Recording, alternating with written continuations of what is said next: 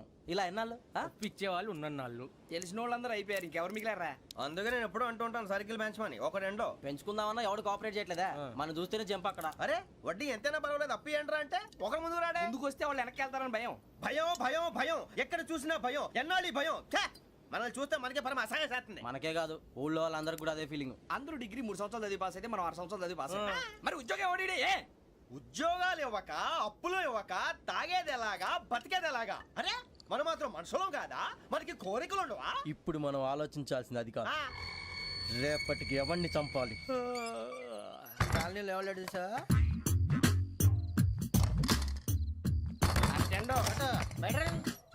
నువ్వా వెంకీ? ఏంటి వెంకీ ఈ టైంలో వచ్చా? నీతో మాడే పని ఉంది, దా చెప్తా. ఏ బాగా నిద్రొస్తుందా? సరిగానే రే, నువ్వు మమ్మల్ని చూసే తలిపేసావా?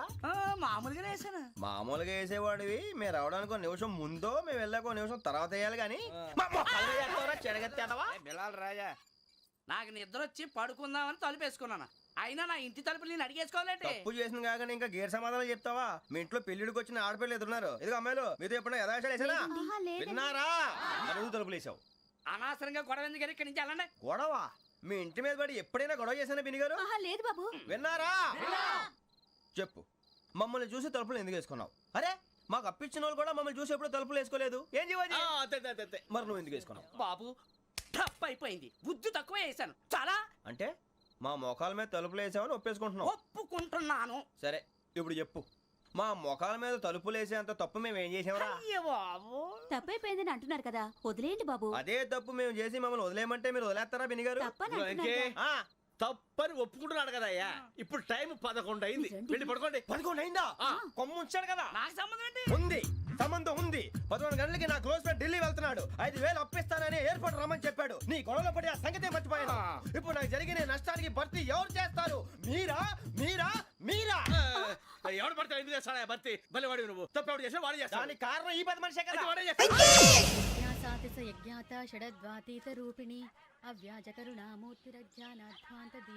బీరు రమ్ము కలుపుకూడదు, తలకే పట్టేసింది. ఏంటే చదువుకుంటున్నావా? చదువుకో చదువుకో. దేనైనా వెనక్కి తీసుకురావాలం కానీ పోయిన కాలం వెనక్కి తీసుకురావడం ఎవడి వల్ల కాదు. టైం విలువ గురించి నువ్వు మాట్లాడడం. నువ్వు ఎలా పోతే నాకు ఎందుకులే. ఏమ్మా నీ పూజ అయిందా? తలకే పట్టేసింది, కాస్త మజ్జిగుంటే ఇవే. మా నాయనే అందరూ పొద్దున్నే లేచి టీలు కాఫీలు అడుగుతుంటే నువ్వు మాత్రం మజ్జిగ అడుగుతున్నావురా. కాఫీలు టీలు తాగే స్టేజ్ వాడు ఎప్పుడో దాటిపోయాడు.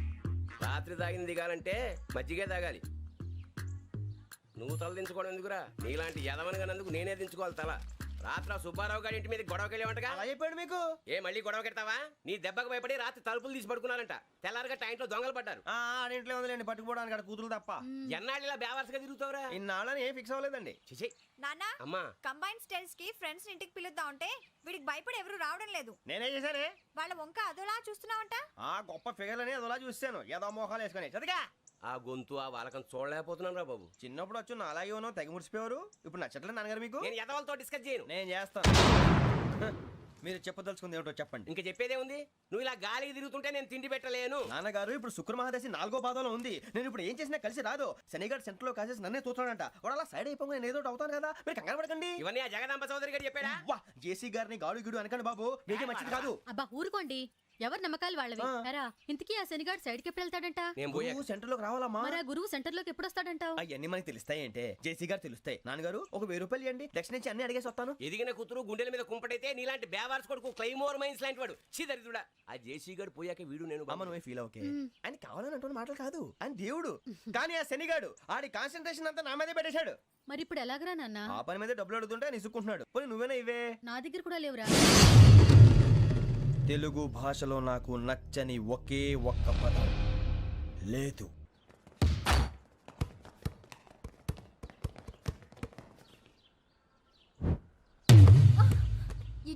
అరే సోరే, బాల్ తీసుకురారా. సారీ ఏదో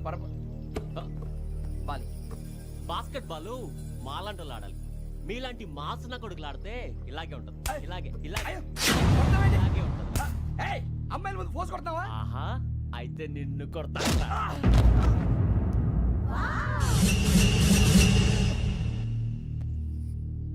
వాడు అమ్మాయిలు ఉన్నారని చూడరా ఎరా రెచ్చిపోతున్నాడు. బాస్కెట్ బాల్ మీ వాడి ఆట కానీ మీలాంటి మాసోళ్ళు ఆడే ఆట కాదు అంటున్నారా రే ఇంత ముందు 2-3 సార్లు కూడా ప్రతి విషయంలో జోక్యం చేసుకుని మన వాళ్ళు కొడుతున్నారా వాడిని ఏదో ఒకటి చేయాలరా వాడిని వదలొద్దు.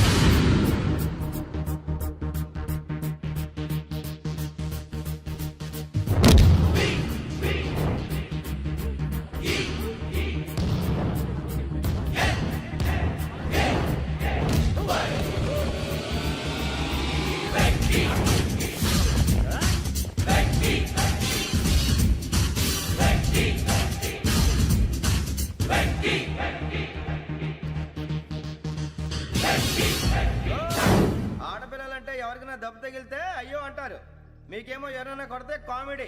కొట్టినోళ్ళు మీ దృష్టిలో హీరోలు. ఇప్పుడు నేను పచ్చడి కొడేస్తాను, నేను హీరోని అయిపోతానా? ఏంట్రా రెచ్చిపోతున్నావు? మాకు ఛాన్స్ ఇవ్వా?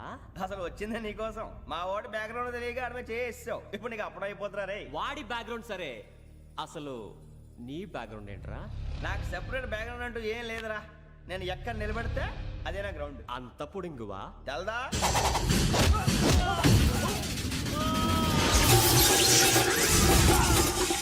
ఎవ్వా మన మామిడి కొట్టినప్పుడు వావ్ అన్నారు, ఇలాగే ఉంటుంది.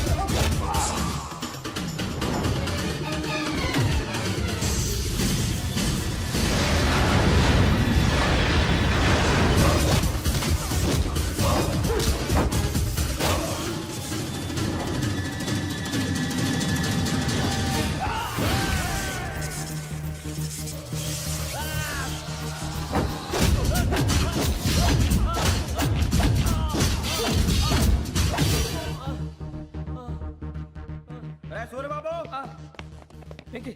ఇందాక నేను కొట్టినప్పుడు నీకే అనిపించిందిరా? కుమ్మేయాలనిపించింది. మరి కుమ్మే. అమ్మో కుమ్ము. రేయ్ నిన్ను అమ్మాయిని ముందు గుడ్డలు పట్టుకొని కొడతాను. అలా కొడితే ఏ తగ్గుతుందిరా ఆడికి? అసలు ఎక్సైజ్ బాడీ ఏదవుది తప్ప చెప్తాను. కొడితే మడతడిపోవాలి. మాస్తో పెట్టుకుంటే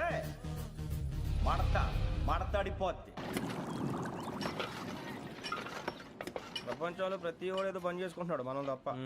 మా కాంట్రాక్టర్ తో చెప్పి పని ఏదైనా ఇప్పించరా? ఎలాంటి పనులు మేము చేయం. డిగ్రీలు బిఏ, నేను ఎంఏ. ఇలా ఇచ్చాడేంట్రా? అయ్యి బాబోయ్, ఇంకేమైందిరా? మడతడిపోయిందిరా బాబు.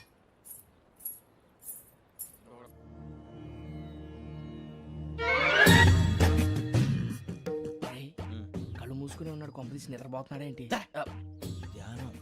కళ్ళు మూసుకొని ఎవరినో కాంటాక్ట్ చేస్తున్నారు. అవునా? అబ్బా రామ్ ప్రసాద్, నీకు నిజం చెప్పాలంటే బాధగా ఉంది, కానీ చెప్పక తప్పదు. ఎందుకంటే అది నిజం కాబట్టి. Correct sir, correct. ఏంటి సార్ అది? నీకు 40 ఏళ్ళు వచ్చే వరకు కష్టాలు తప్పవు. గురూజీ, అవి మామూలు కష్టాలు కావు, అష్ట కష్టాలనే చెప్పాలి. ఉదాహరణకు అవి ఎలా ఉంటాయంటే, దొరక్క నీకు ఫుడ్ దొరికితే అది నీ నోటికందే లోగా నీ కాలో నీ చెయ్యో తగిలే మట్టిపాలైపోతుంది. నీ వాకలికి తట్టుకోలేక అప్పు కోసం ఎండను పడి వెళితే అక్కడ తాళం వేసి ఉంటుంది. మరో కఠోరమైన నిజమేమిటంటే, నీ దరిద్రాన్ని చూసి భరించలేక నీ భార్య లేచి వెళ్ళిపోతుంది. ఒక్కతేనా ఎవరితోనన్నా? తప్పు. అతని దురదృష్టాన్ని చూసి ఎగతాళి చేయకు రమణ. Sorry sir. ఇదయ్యా రాంప్రసాద్, నువ్వు ఈ 40 ఏళ్ళు ఈ నరకాన్ని అనుభవించక తప్పదు. 40 ఏళ్ళ తర్వాత అలవాటైపోతుంది. ఇక నువ్వు వెళ్ళొచ్చు. ఏమో వెంకటేశ్వరరావు, కులాసైనా రమ్మన్నారట. నీకు శుభవార్త చెబుదామని పిలిపించాను. ఏంటి గురూజీ? నీకు శుక్రమహాదశ ప్రారంభం అవబోతుంది. అంటే శనిగా సెట్ అయిపోయినట్టేనా? ఆల్మోస్ట్ అయిపోయినట్టే. మీరంతా టోపీలు పెట్టుకునే ఉద్యోగాలు కూడా చేసుకుంటారు. ఇప్పటిదాకా మేమందరికీ టోపీలు పెట్టాం కానీ మాకు మేమే టోపీలు పెట్టుకుంటాం ఎప్పుడు అనుకోలేదు గురూజీ. అదే విధి. మరి ఇప్పుడు బిల్ల బంటోతు నుంచి బీట్ కానిస్టేబుల్ వరకు అందరికి నెత్తిమి టోపీలు ఉంటాయి. అందులో ఏ ఉద్యోగం? ఎస్ఐ గారు కూడా టోపీ పెట్టుకుంటారు తెలదా? ఏది మన చదివే చదువులకు ఎస్ఐ ఉద్యోగాలు ఇస్తారేంటి? గ్రహాలు శాసిస్తున్నప్పుడు చదువులతో పని లేదు. ఏబిసిడీలు చదివినా చాలు మీ జీవితాలు విచిత్రమైన మలుపులు తిరుగుతాయి. మీకు విపరీతమైన ఫాలోయింగ్ వచ్చేస్తుంది. మీరు చాలా ఫేమస్ అయిపోతారు. వింటానికి చాలా బాగుంది. ఇప్పుడు మమ్మల్ని ఏం చేయమంటారు గురూజీ? ఏమీ చెయ్యదు, వెయిట్ చేయండి. కాలం కలిసి వస్తే అదృష్టమే మిమ్మల్ని గేలం వేసి పట్టుకుంటుంది. అంతవరకు వెయిట్ చేయండి. వెయిట్ చేసి కొంచెం వెయిట్ కూడా పెరిగింది. అయినా పర్వాలేదు, వెయిట్ చేస్తాం. అందాక ఏ అప్పు సపోర్ట్ చేసుకుని తాగుతాం. బ్రతుకుతాం అన్నట్టు అప్పు అంటే గుర్తొచ్చింది. అప్పు మీద మీ అభిప్రాయం ఏంటి గురూజీ? ఏంటరా ఇంత నుంచి మీకు ఎదుగుతున్నాను రా. ఇక్కడేం చేస్తున్నారు? ఏ మన టైం బాగుందిరా. ఎవడన్నా అప్పిస్తున్నాడా ఏంటి? కాదురా, ఉద్యోగాలు ఇస్తారమ్మన్నాడు. గురూజీ చూసారా, చౌదరి గారు చెప్పింది నిజమే. మరి శుక్రమాదేశ్ మొదలైంది. ఇంతకీ ఎవరా మహానుభావుడు? నమస్కారం. అయినా నేను చెప్పింది. ఆహా, సాక్షాత్ ఎంప్లాయ్మెంట్ ఎక్స్చేంజ్ నడుచుకుంటూ వస్తున్నట్టుంది. పదండి పట్టేద్దాం. నమస్కారం సార్. నమస్తే. వీలే సార్ మా ఫ్రెండ్స్. నమస్తే. నేను చెప్పానుగా భగవాన్ గారు. ఆహా, పేర్లోనే దేవుడు ఉన్నాడు. లోపల కూడా పాజిటివ్ థింకింగ్ ఎక్కువ. ఇంతకీ మీరు ఇండియానా చైనీసా? India sir. మా ఫేస్ చూస్తారు అనిపించలేదు మీకు? భలే కామెడీ ఫీల్ అలా ఉన్నాడు. నేను అడిగేది ఇండియన్ రెస్టారెంటా చైనీస్ రెస్టారెంటా అని. నేనేది ఓపెన్ గా డిస్కస్ చేయను కదా. పేరు చూసుకుల్లో డిస్కషన్ పెడతాడు అనుకుంటే వీటేంట్రా హోటల్ అంటున్నాడు. బాబు ఎట్ ఫీల్ అవుతున్నాడు. అంతా మీ ఇష్టం ఉంటున్నాడు సార్. ఫస్ట్ చైనీస్ రెస్టారెంట్ కి వెళ్దాం. నెక్స్ట్ అక్కడ డిసైడ్ చేద్దాం. చాలా ఇబ్బంది పడుతున్నట్టున్నారు. నువ్వు చేత్తో తినే బాబు. నేను జనరల్ గా చైనీసే ప్రిఫర్ చేస్తాను. ఫ్యాట్ కంటెంట్ తక్కువ ఉంటది కదా. రేపు నుంచి మేము కూడా ఇదే ఫాలో అవుతాం. ఇంతకీ మీకు స్టీల్ ప్లాంటా, షిప్ యార్డా, ఏషియాడా, జింక, బంకా? బంకా, హెచ్పిసిఎల్. ఇవన్నీ దేనికి సార్? దేనికేంటి? ఉద్యోగం చేయడానికి. మీకు ఎందులో కావాలో చెప్పండి. నేను అమలపోతున్నారా? ఏంటయ్యా డిస్కషన్స్? మాకు నీ ఛాయిస్లు ఉంటాయి అనుకోలేదు. మీరు సడన్ గా జింకు బంకు అంటే సింక్ అవడానికి కొంచెం టైం పట్టింది. అదే అదే జేసీ గారు టోపీలు పెట్టుకుని ఉద్యోగం అన్నారుగా. వీటిలో టోపులు పెట్టుకునే జాబ్లు ఎక్కడ ఉన్నాయండి? అన్నిటిలోనే ఉంటాయి, వాటిలో కూడా ఉంటాయి. వాచ్మెన్ ఉద్యోగం కావాలా? ఇంతకీ మీరు అనే జాబ్ ఏంటి సార్? నేను చెప్పేది టోపులు పెట్టుకునే ఉద్యోగం కాదు, టైల్ కట్టుకునే ఉద్యోగం. అది టైల్ కట్టుకోవటం మాకు రాదు. వాళ్ళు కడతారులే. ఇంతకీ మీకు జిఎం కావాలనా, ఏ జిఎం కావాలనా? అట్లా పిలుస్తున్నాడు చూడు బాబు. జిఎం అడిగితే ఎలా ఉంటుందంట? ఏజీఎం అంటే వింటానికి కొంచెం పెద్దగా ఉంది. ఏజీఎం ఇప్పించండి సార్. అనుకున్నాను నువ్వు ఇది అడుగుతావని. జిఎం అంటే జనరల్ మేనేజర్, ఏజిఎం అంటే అసిస్టెంట్ జనరల్ మేనేజర్. తూచండి, మాకు జిఎంఏ కావాలి సార్. అది సరే కానీ భగవాన్ జీ, ఈ ఉద్యోగాలకి టోపులు పెట్టుకుని వెళ్ళొచ్చా? నీ ఇష్టం వచ్చినట్టు వెళ్ళొచ్చమ్మా. నాకు జింక్లో నాకు స్టీల్ ప్లేట్ నాకు బంకులో గానీ. కన్ఫ్యూజ్ చేయగానే ఆయన్ని అందరికీ ఒక చోట ఇప్పించండి సార్. కలిసి పని చేసుకుంటాం. జీతం ఎంతండి? 30,000 అంటే 40,000. వడ్డీ ఎంత? అప్పు కాదయ్యా, నీకు ఇచ్చే జీతం. అంటే తిరిగి ఒక్కలేదా? ఫ్రస్ట్రేషన్ లో ఉన్నట్టున్నాడు. అవునండి. నువ్వు ఇచ్చిన వాళ్ళు తీసుకోరు. అంతేకాదు ప్రతి నెల గ్రాట్యుటీ, పిఎఫ్, సిఎఫ్. బియ్యం కూడా సార్? ఏ నువ్వు యాక్ట్ చేస్తావా? భగవాన్ జీ, మీరు ఇదంతా ఎందుకు చేస్తున్నారు? ఊరికే మాత్రం కాదు, నేను మంచోడని చెప్పి నా కారు పెట్రోల్ లేకుండా వెళ్తుందా? నేను ఇచ్చుకోవాల్సినవి ఉంటాయి కదా. ఇలా చూడు, అందుకని ఉద్యోగానికి వాళ్ళ ఆకారం తీసుకుంటా. మా గెటబుల్ చూసి మీరు అపార్థం చేసుకుంటున్నారు. మాకంత పొజిషన్ లేదండి బాబు. పోనీ నలుగురు కలిసి ఉద్యోగం చేసుకోవచ్చా? మీ దరిద్రం నాకు అర్థమైంది. మీ నలుగురు కలిసి ఓ ₹1,00,000 ఇవ్వండి చాలు. నేను నమ్మనరా, డబ్బుల విషయంలో అసలు నమ్మను. నాన్నగారు మీరు అలా అంటాం భావ్యం కాదు.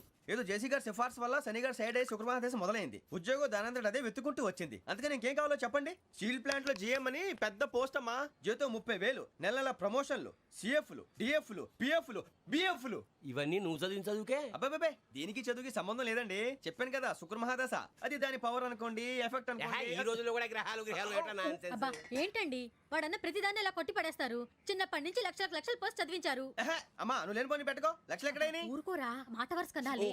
ఒక 25,000 ఇస్తే వాడి జీవితం సెటిల్ అయిపోతుంది అంటున్నాడుగా. అంతగా ఆలోచిస్తారేంటండి? అమ్మా నాకు ఉద్యోగం రాగానే మీ అందరూ స్టీల్ ప్లాంట్ షిఫ్ట్ చేస్తానే. ఓకే, నువ్వు చెప్పేదంతా కరెక్టేనా? నాన్నగారు మీకు అంత అనుమానం అది ఇవ్వకండి. సర్లే, ఇప్పటికిప్పుడు అంత డబ్బు అంటే కష్టం గానీ నా కెనటిక్ హోండా అమ్మాలి. నాకు తెలుసు మీరు ఆ నిర్ణయం తీసుకుంటారని, అందుకే పార్టీని పట్టుకొచ్చాను. బయట వెయిటింగ్.